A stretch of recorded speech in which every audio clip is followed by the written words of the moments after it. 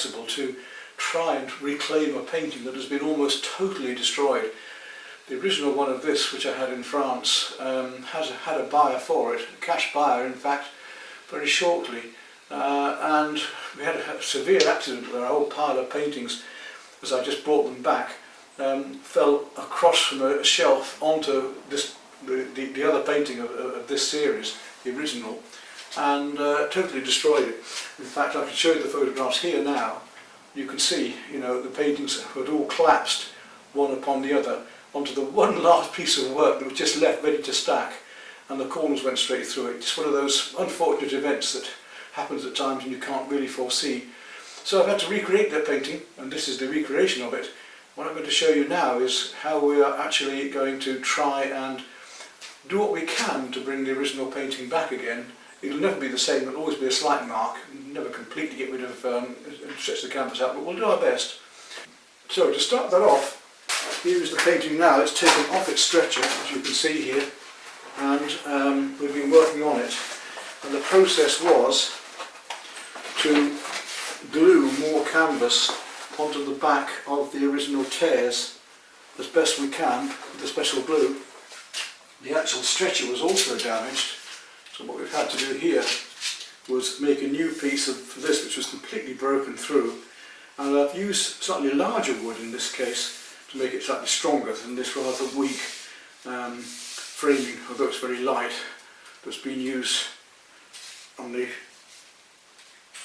canvas previously. And of course that's all been made nice and flush, so that stretcher can be reused now. We'll try it anyway on this particular purpose. Now clearly the damage was really substantial on this, so when I've had the odd little tiny hole here and there in the past, it's been easy enough to just put a little bit of this extra canvas on. What I've used here is this heavy duty spray glue, E-foam, particularly good because it's almost like a contact adhesive. It works very, very quickly. It's a highly rubberized finish, so it certainly does the job and sticks it on really well, better than PVA or so on will. And then we have to fill from the other side, and it's never going to be a fully professional job or as a new painting. I'd have to sell it if I was selling it at a reduced price. But the difficulty is going to be in matching up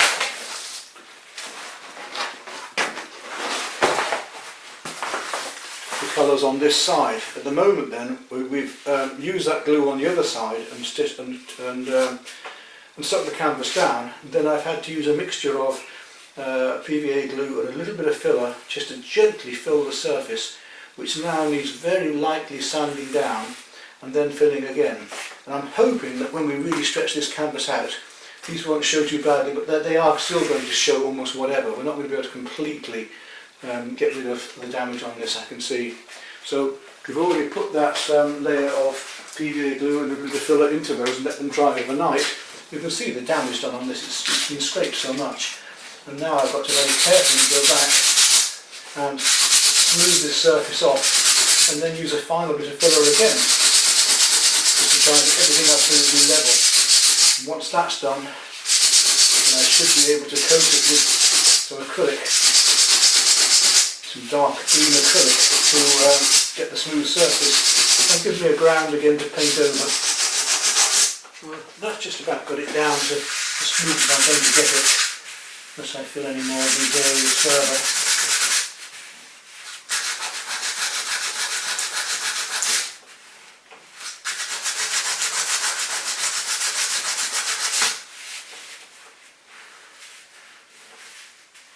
And I think now it's time to just clean it up with some water on a sponge, and then we can lay on some of the underpainting again. Now we can just clean up some of this excess off here. Just going to fill up. Should be able to do. We'll just see the painting a bit more cleanly. Just what it actually needs. Make sure that that doesn't dry that white again. The PVA glue helps to really make it bond well.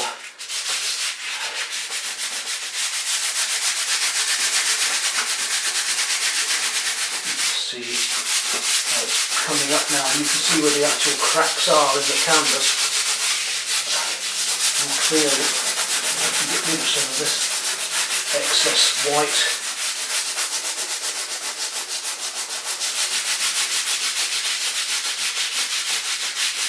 We've merged some of the colours in already.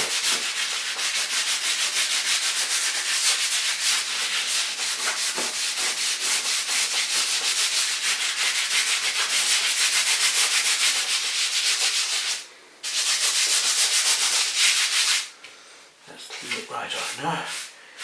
Use a bit of paper towel to finish off there. This really is, as I say, a very severely damaged painting, and we wouldn't normally even attempt to do this. It's just so far gone. I've already spoken with the insurance company, and it really seems hardly worth claiming on such a painting because the premiums would then go up so much afterwards that wouldn't make it viable to claim. Now, I've used a water-based varnish on this anyway, so while I'm doing this, that varnish is coming away and allowing me to get right down to the paint. You can see already that we've brought that back a lot from just the initial fixing. Now, what I want to do now is go on with some deep green, some sap green, to start painting up these areas and actually start levelling these out with the paint itself. I'm going to use a 1/2 inch flat for this, and we'll start with some of these lighter colours. I don't want the deep green on these areas because it would be too difficult to cover afterwards, so what I want to do here is just level out across these with the lighter colour, and then I can tint those up later. But if I can just layer the paint evenly across this and lose these damaged areas, it might help me.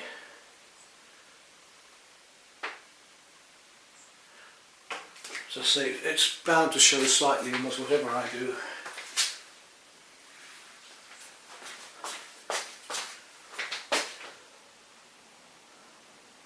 But you can see it's if I just drag it across, we want it's a nice smooth surface to the canvas without any of these recesses showing from the fixing, and then this colour will help to fill these areas.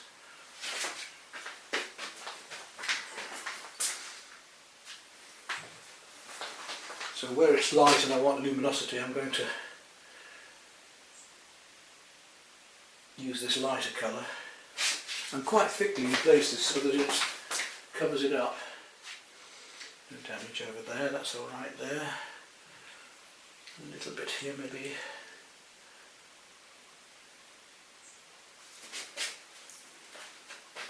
You can really make sure that it's thick enough, because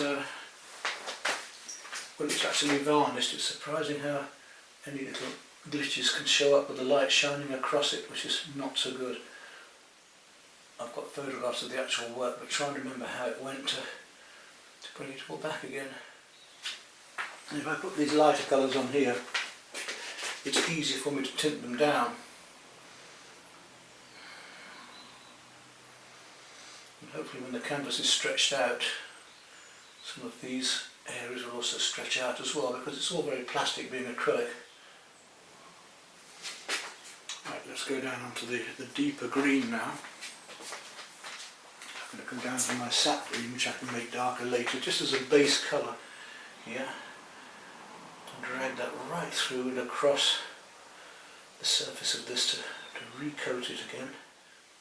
As I say, it's going to be impossible to completely cover it and lose all of the damage, but we can do most of it. That's smoothing that out quite nicely now. We can just see some areas, but hopefully it will link in with the existing paint. Again, it's just making sure that we fill and don't leave a trench as little sign as possible of any previous damage. And I repeat, of course, I can't sell this as a new work. If anybody wanted it, they'd have to have it reduced anyway. But as you can see, it's surprising how it's coming up, and we only really notice it when it's varnished and the light is from the side, and that's what I've got to be aware of, is obviously it's going to show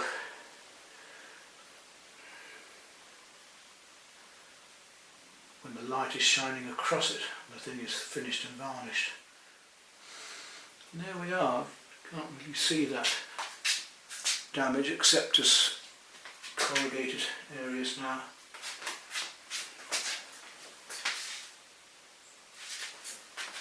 We'll just start to blend in and merge some of the original colouring.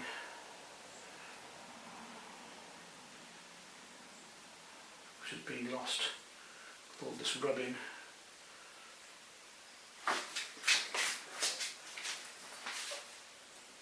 Using a deep Prussian blue now to try and bring back the original colours here.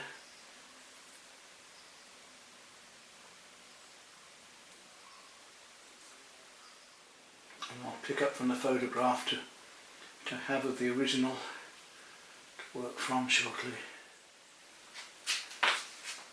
So we'll let that dry off and see where we go from there.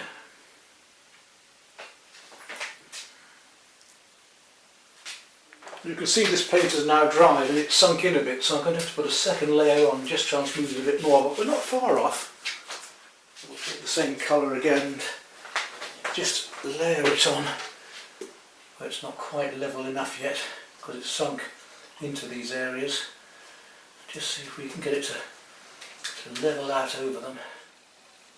Just dragging it gently across so we try and fill those, level those areas off. Use the paint.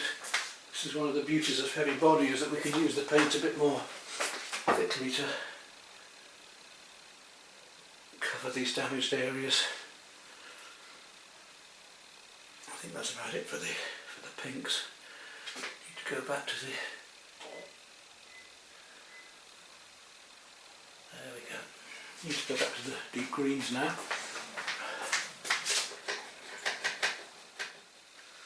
There's going to be some texturing with brushwork anyway, so it doesn't do any harm to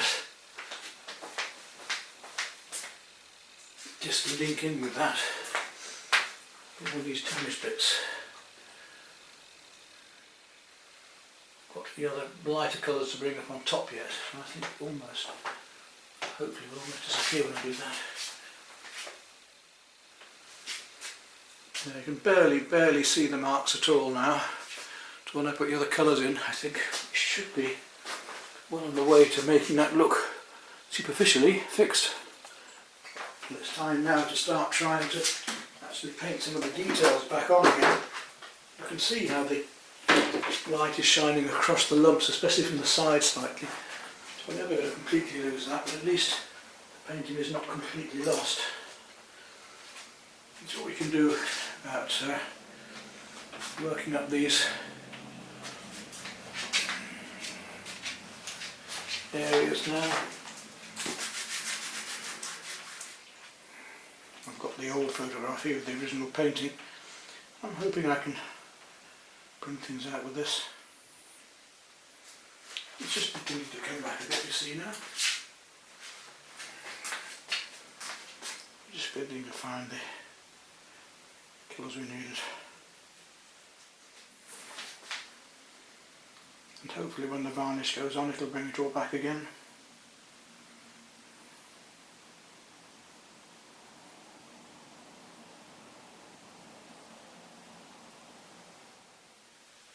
It can't be exactly the same, but we don't need to be exactly the same.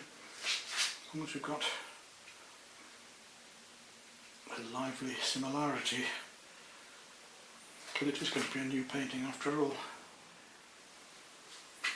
It's almost got it back to life now. Some of the liquid on again. Put the varnish on again, the colours will come out. They're sinking at the moment because of the work that's been done. But I would expect, as you can hardly really see the difference in this now. In fact, looking at it straight on here, I can hardly see where the damage was now. So, let's see what happens when that's dry.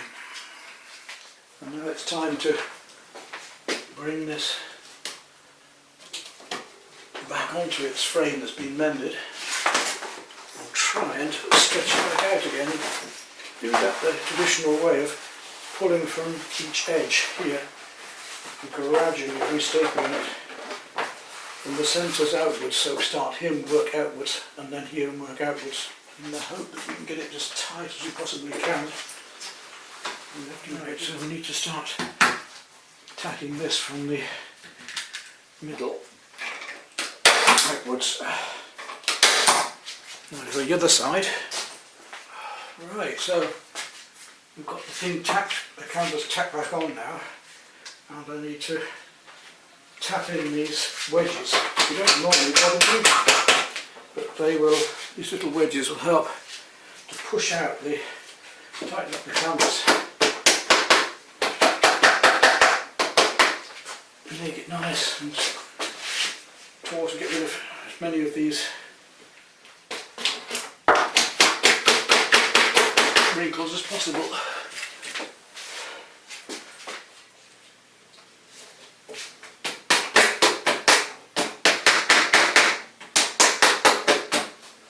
There we are. Right, what have we got now then? It's looking a lot better. Needs a little bit of touching up yet. Now I've got it tight, I can see the surface better. I can see where paint has been rubbed. We may need just a bit more.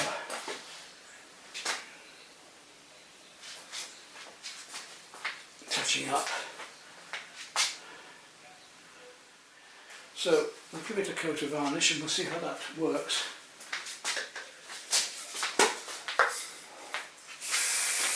And it should bring all these lovely colours back out again, look. And already we can see that. I'm not going to get a perfectly flat canvas because of the restretching and all the problems, but it won't be far off. All this lovely rich colour comes back out again now.